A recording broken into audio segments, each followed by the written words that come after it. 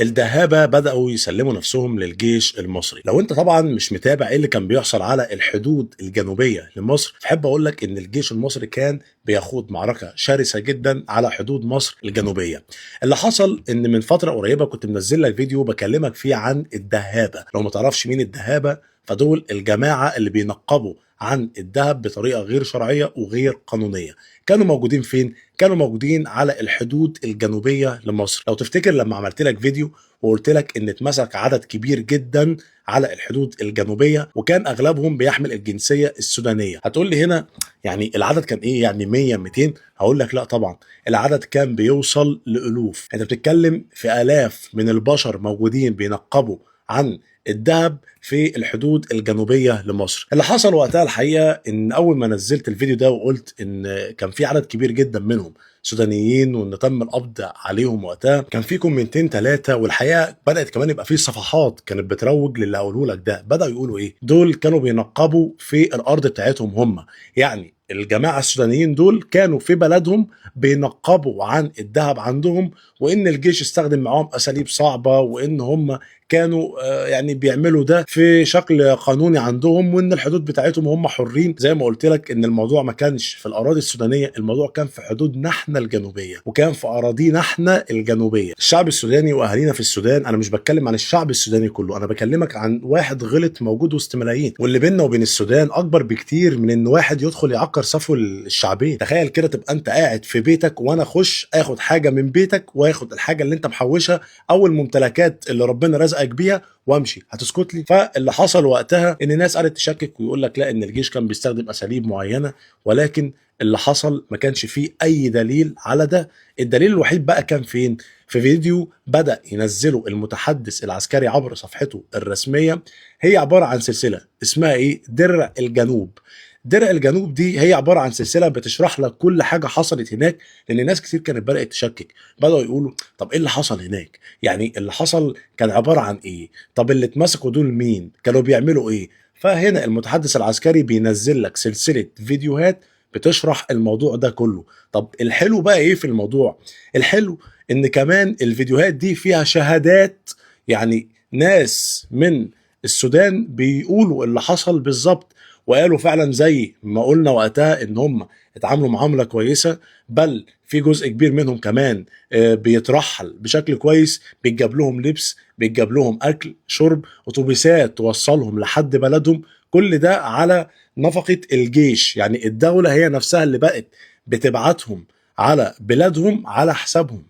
يعني الدولة كانت بتصرف على كل حاجة ومتكفلة بكل حاجة، عشان الرسالة هنا كانت ايه؟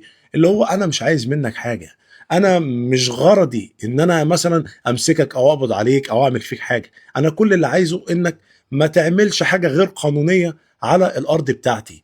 انا مش عايز اجي عليك زي ما لجان كتير قوي، يعني لجان كتير بتحاول توقع الشعبين في بعض. الشعب السوداني والشعب المصري يا جماعة اخوات بروابط تاريخية. انت بتتكلم في الاف السنين، الاف السنين بتربطهم علاقات تاريخيه. فجاه هم عايزين يخلوا الشعبين في حاله صعبه جدا بينهم وبين بعض، فيعملوا ايه؟ يروحوا ليه الشعب السوداني يقول لك بص الجيش المصري بيعمل ايه في السودانيين في اراضيهم، ويعملوا نفس القصه عندنا يقول لك بص السودانيين بيعملوا ايه. مع ان يا جماعه الجيش كل اللي عمله ان هو بيدافع عن ارضه، بيدافع عن الثروات بتاعه مصر، ومش عايز منك حاجه. هو مجرد بيقول لك امشي لو سمحت من هنا وانا مش عايز منك حاجه. ودي كانت شهاده من السودانيين نفسهم. الفيديو بيشرح ان السودانيين نفسهم هم اللي بيقولوا كده.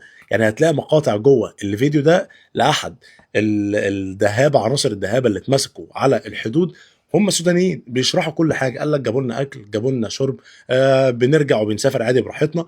بل كمان ان هم بقوا يناشدوا الجماعه اللي موجودين في الجبل، يا جماعه انزلوا، كده كده الجيش حاوط الجبل، فانتوا لو قعدتوا سنه فوق برضو كده كده هيتقبض عليكم. خصوصا ان انتوا اساسا ما عندكوش موارد تكفيكم تقعدوا بيها فتره، مفيش ميه كافيه، مفيش اكل كافي، مفيش حاجه تكفيكم الوقت ده كله.